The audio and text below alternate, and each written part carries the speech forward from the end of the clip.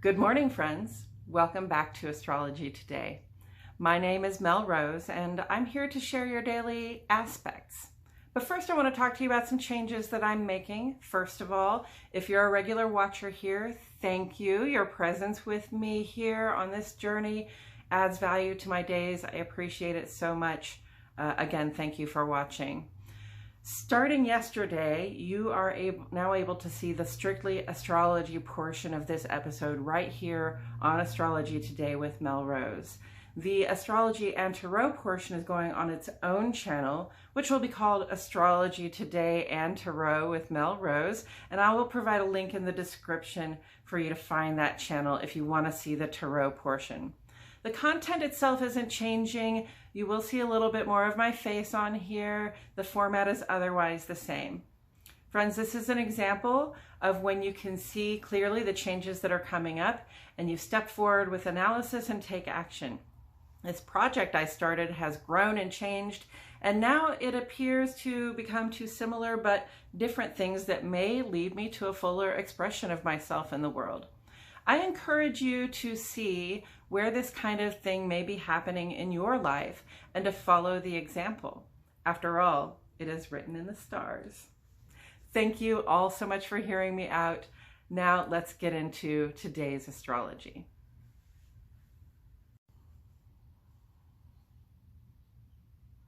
Today is Monday, May 30, 2022. The sun is in Gemini. And this is a time of year when we seek out things that stimulate our minds, our imagination, and our creativity. We want to learn something new or have exchanges with others that are engaging, that inspire us and motivate us. Gemini's ruling planet, Mercury, is in retrograde, and this reminds us at this time to listen, to have the internal conversations we need to be having, and also to ask questions.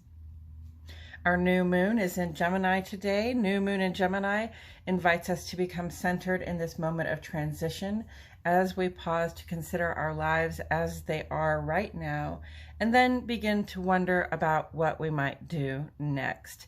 And with that full Gemini alignment between the sun and the moon, they are conjunct today. Like, that Gemini impulse is so powerful for us right now. So whatever it is that's stimulating your imagination, keep paying attention to that. I'm going to get right into the aspects, but first I will point out the handcrafted key on the right-hand side of the page. Most of the symbols on the page have made it into the key. If you desire a point of reference, it's right here. I've otherwise divided the page into two columns, one for each of our luminaries. The moon is the luminary that sheds light on our inner lives. This is about your relationship with yourself, what it feels like for you to be in your body, heart, and mind, and in your home. The transits and aspects the moon makes are all very brief, and they have a subtle impact on those things you think, feel, know, and intuit, but may choose whether to express. The sun is the luminary that sheds light on our outer lives. This is the outward expression of yourself in the world, specifically in your work, social, and civic spaces. I address the sun and the rest of the planet's movements on this side because these have a greater effect on that outward expression. And today we have one new aspect on the sun's side at 6:30 this morning. Central Standard Time, friends. I put CSI, but that's a CST, Central Standard Time. Sun goes conjunct to the moon. Now, this is the aspect that indicates the culmination of the new moon and the moment of pause, like at the bottom of your breath between decrease and increase. Sun conjunct moon says that our outer and inner life vibes are amplified and under pressure. Embrace this intensity. Take the opportunity to stand centered in your power before stepping into your next round of creative magnificence.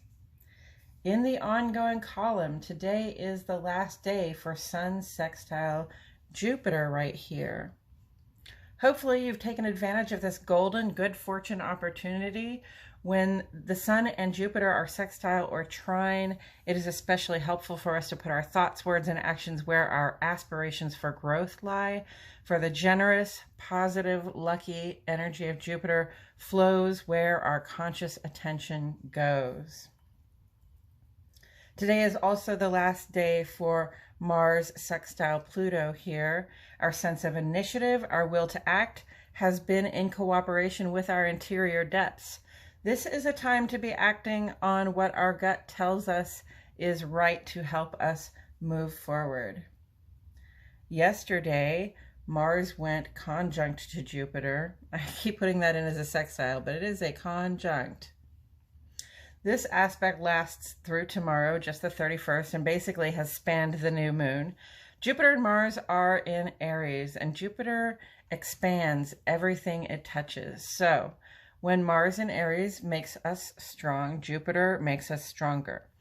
Mars in Aries helps us know when and how to initiate something, and Jupiter makes us more savvy about that.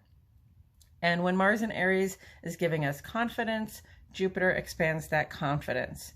Initiative, more initiative, and so on.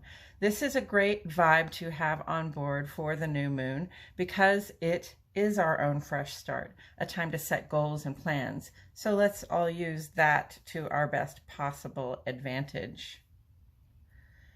Venus is square to Pluto through June 1, so just a couple more days here. And I have seen this as the if-then consequence of people who haven't shown up for us in a supportive way that we have hoped that they would. We had Venus sextile to Saturn there for several days, saying, you know, if you reach out for support and reassurance, you are likely to find it. But then, you know, when people don't show up the way we hope that they would, to seek reassurance and find it lacking is likely to bring out in ourselves some petty behavior, emotions that belie a deeper insecurity concerning how worthy we feel or are deemed by ourselves and others. The guidance here is to try to give ourselves the support and reassurance we sought and didn't find. Give it to ourselves. The challenge is to not act out on that self-doubt in some distracting and unproductive way that we will probably regret. Let's give ourselves and others the grace to give only what we or they have to give to each of our many connections. And Mercury is retrograde through June 3rd. Retrograde, of course, is an illusion created by the geocentric perspective, which is to say we're on a planet in orbit around the sun, watching other planets in orbit around the sun. So while Mercury continues forward on its course around the sun at all times, sometimes it appears from our perspective to slow down, pause, and then move in the other direction. And we call this retrograde, and it's an illusion. But perception has power. The fact that we perceive our planet for thoughts, plans, and communications to be moving backward along its trajectory does something to the way we approach these things. We notice a slowdown in terms of our ability to communicate, a desire to give more attention to the details, or to go back over the plans. Or if we don't notice the slowdown, we may find ourselves rushing headlong into some obstacles. However Mercury retrograde occurs for you, think of it as another opportunity to give yourself and others a little grace as we navigate the change in pace and perhaps some extra demands to our attention. Sun sextile Mars will remain in aspect here through the 4th of June. We have a very clear conscious idea what moves we need to make, what goals we have to conquer, and we have the clear-eyed initiative to make a start and the determination to follow through. So just go and do it. Mercury trine Pluto is still in effect and continues through the 19th to bless us with rich insights and positive vibrations. Both of these planets are retrograde. So as I see it, there's a sort of as above, so below quality to the work that's coming up here. Deep and total changes are afoot in the inner life as well as the outer life. Mercury trine Pluto also gives us a certain amount of foresight regarding the bigger changes that are coming up for us. And this empowers us to be ready so that we can step confidently into this transformation, trusting that we are becoming more real and whole versions of ourselves as we release what no longer serves and embrace what inspires and uplifts. Pluto is retrograde through October 8th. Pluto is retrograde for about 6 months out of the year, and the retrograde period tends to turn those transformative vibrations toward our insides, transforming the parts of ourselves that are often unexpressed. Or if they are expressed, they're expressed through the shadow, which is to say we either express them unconsciously, or if we are conscious of the expression, it's because that expression feels compulsive, like we can't help but to act out in some way.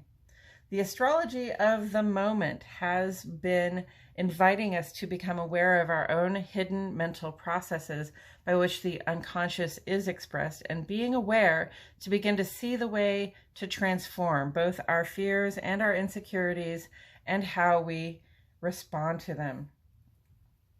This is a time when the things that don't work in our private lives especially will be painfully obvious, like the insecurity coming up with Venus square Pluto over here, exposing our own insecurities and petty behaviors as well as that of others. This is a time to be gentle with ourselves, but to do the work of transformation, which means waking up to ourselves and the stuff we are doing that isn't working, so that we can evolve that way of being into something that pulls us toward the better, more expanded version of ourselves that we can see and we would like to be. This Friday, Mercury goes direct again. So this week, Mercury is going to slow down in its retrograde, apparently, from our perspective, right? And then it's going to pause, and then it will start to move forward again on Friday. And then it's sort of full speed ahead with our with our thoughts, plans, and communications. Again, we can make commitments at that point, and we can really sort of roll forward at the speed we're normally used to going. And then on Saturday, appropriately, Saturn will go retrograde. We'll get to talk about that as it comes up. And the first quarter moon in Virgo will join us next Tuesday, June 7. And that'll be the time when we stop making plans and laying down intentions and start going ahead and getting to work on them. And that is it for today's astrology, friends. Thank you so much for joining me today. Please like my video, subscribe, click the notifications bell. I post here every day, and I wouldn't want you to miss a thing. And friends, I appreciate it so much that you comment to ask questions and provide encouragement. I am truly encouraged and grateful for you showing up and taking that extra step to make a comment. It isn't just gratifying for me to know that you're listening, but it lets YouTube know that you're engaged in the content. That helps me out a lot as well, so thank you very much. Also, if you know anyone for whom this guidance may resonate, I encourage you to share.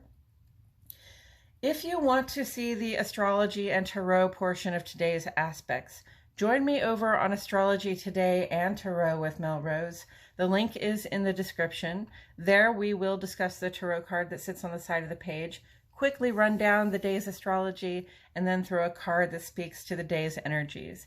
And I was telling a friend about this change that I'm making the other day, and they said, you know, this is probably a good thing because in the morning when I don't have 35 minutes to watch the whole aspects show, I know that Melanie is going to do a rundown of the astrology anyway before they throw the card, the tarot card, and discuss the tarot. So it's a quicker way. You can either look here or you can tune in over there and get this version a little less formal with the tarot thrown in. So join us over there. Again, thank you for being here today. My love and gratitude go out to you all, and I'll see you all back here tomorrow for more Astrology Today.